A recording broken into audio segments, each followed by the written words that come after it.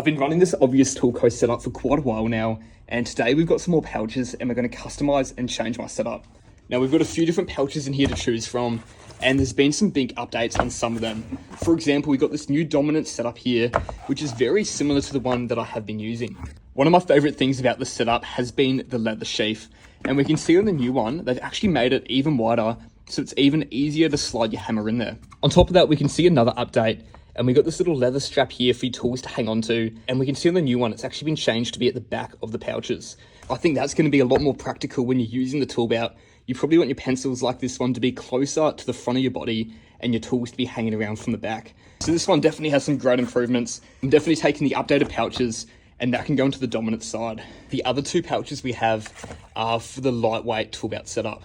What I've been running is a framing setup.